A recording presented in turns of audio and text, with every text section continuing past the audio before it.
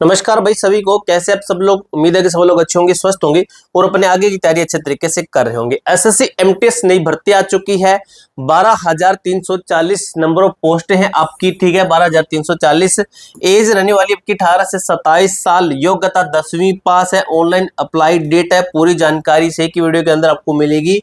ठीक, देखिए सीधी भर्ती आपकी। एक एक चीज को हम क्लियर करेंगे। वीडियो को लाइक और चैनल को सब्सक्राइब कर लेना। थोड़ा सा फास्ट चलेंगे क्योंकि टोटल 28 स्लाइड तक आपकी ये वीडियो रहने वाली है।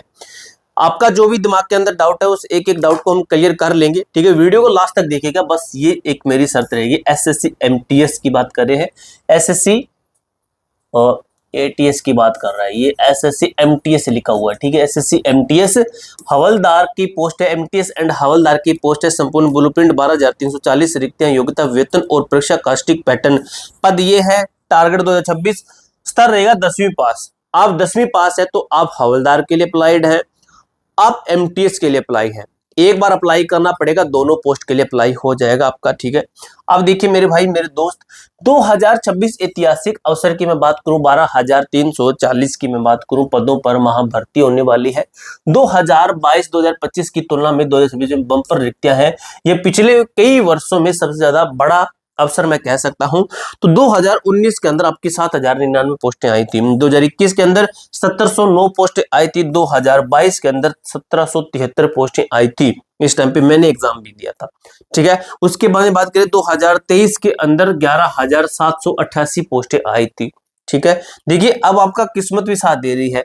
अगर मेरी बात करूं तो मैं उस टाइम में कह दूं कि मैंने भाई मेरी तो पोस्टें कम आई थी, लेकिन नहीं, मैं ये कहूंगा नहीं, क्योंकि भाई मैं ये तो 1773 को बहुत ज्यादा पोस्टें, मैंने 4 पोस्ट के ऊपर सिलेक्शन लिया हुआ है। सिर्फ 4 पोस्ट के ऊपर मैंने भी सिलेक्शन लिया हुआ है, इसलिए मैं इसको कभी मैं ये नहीं देखता कि पोस्ट कम है या ज्यादा है। बस अपने अंदर काबिलियत देखो कि मुझे एक पोस्ट चाहिए, वो मैं लिख कर रहूंगा। 2024 के अंदर 11,518 पोस्टें थी। 2025 के अंदर 7,948 पोस्टें, लेकिन 2026 के अंदर 12,340 एक्सपेक्टेड। अब तक की सबसे ज्यादा पोस्टें आने वाली है, ठीक है। एक गोल्डन अपॉर्चुनिटी कह सकता हूं भी। ये होता है कि इतनी सारी पोस्टों के अंदर सिलेक्शन थोड़ा सा आसान हो जाता है, सिलेक्शन आसान हो जाता है, ठीक है। अब देखिए क्या है, 6 महीने का फास्ट ट्रैक सिलेक्शन टाइमलाइन क्या कहता है आपका। तो देखिए मेरे भाई मेरे दोस्त, समझिए इस चीज को। नया 6 महीने का सरकारी मैंडेट कहता है, न्यू 6 मंथ गवर्नमेंट मैंडेट क्या कहता है, ठीक है। देखिए अगस्त सितंबर की मैं बात करूं, अगस्त सितंबर महीने की मैं बात करूं तो एप्लीकेशन विंडो ओपन, नोटिफिकेशन जारी, ठीक है। आपका नोटिफिकेशन जारी होगा अगस्त महीने के अंदर। जैसे आएगा, हमारा जो टेलीग्राम ग्रुप है A2Z forum 01, link description box के अंदर दिया गया टेलीग्राम ग्रुप का, उसके अंदर ज्वाइन रहिए, उसी के अंदर आपको अपडेट मिलेगी सबसे पहले, सबसे फास्ट। परीक्षा होगी आपकी 20 दिन पहले। स्लॉट बुकिंग और एडमिट कार्ड जारी होगा आपका 20 दिन पहले, आपका ये चीजें आ जाएगी। उसके बाद अगर हम बात करें नवंबर दिसंबर के अंदर आपका एग्जाम होगा, इसके अंदर सैलरी अच्छी खासी रहती है, एक शानदार प्रतिष्ठित जॉब रहने वाली है, ठीक है। ऑनलाइन कंप्यूटर आधारित परीक्षा सीबीटी आपका एग्जाम होता है, कंप्यूटर बेस्ड एग्जामिनेशन आपका होता है, ठीक है। सरकार के नए अपडेट के अनुसार एसएससी अब पूरी प्रक्रिया 6 महीने के भीतर पूरी करेगा। समय कम है, निरंतरता ही आपको सिलेक्शन देगी। ये अपडेट दी थी ministry of home affairs MHA की तरफ से। ये बताया गया था कि आगे से एसएससी की कोई भी भर्ती आती है, चाहे वो एसएससी जीडी की है, एमटीएस की, सीजीएल की, सीएचएसएल की, जो भी भर्ती है, सीपीओ की है, सीएचएसएल जो भी है, ठीक है। इन भर्तियों को 8 से 6 महीने के अंदर अंदर कंप्लीट करना होगा। इन भर्तियों के अंदर साल से 1.5 साल का समय बंद कीजिए। इन भर्तियों को बहुत जल्द फास्ट करने की प्रोसेस को कीजिए। क्या आप पात्र हैं?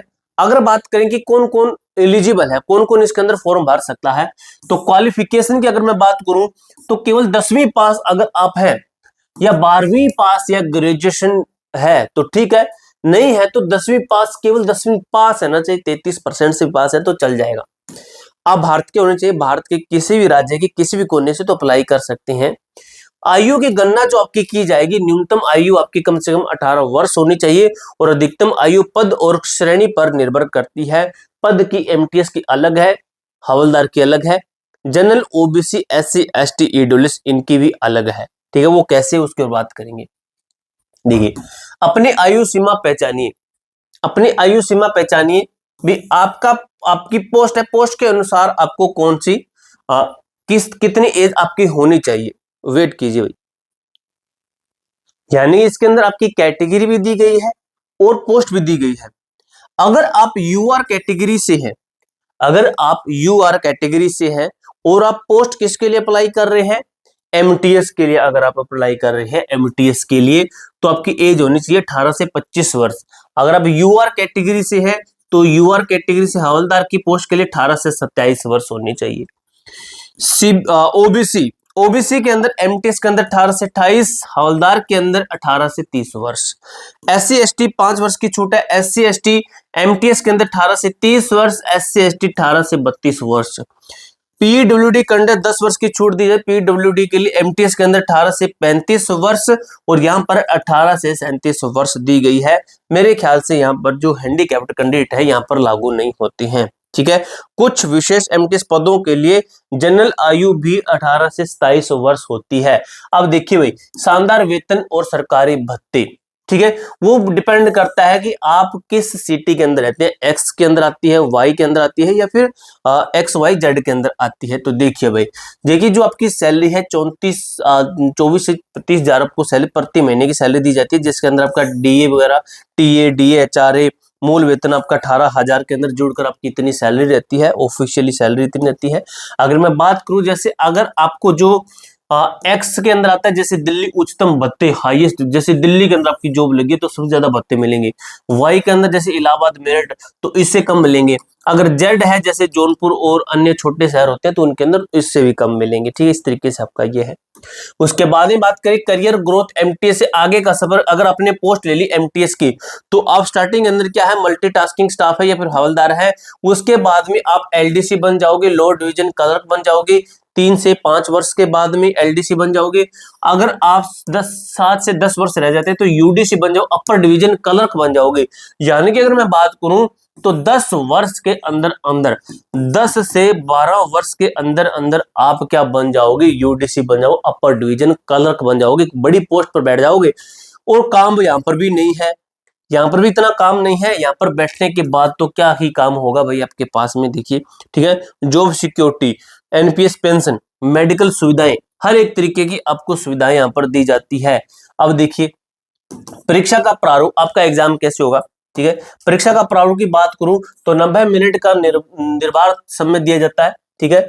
तो सेशन 1 होता है 45 मिनट का, जिसके अंदर मैथ और रीजनिंग आती है, इसको सिर्फ पास करना होता है। यहाँ पर अगर आप 10 से 15 क्वेश्चन भी सही कर देते तो पास है। सेक्शन 2 के आधार पर आपका सिलेक्शन होता है, जिसके 46 से 90 मिनट का समय मिलता है।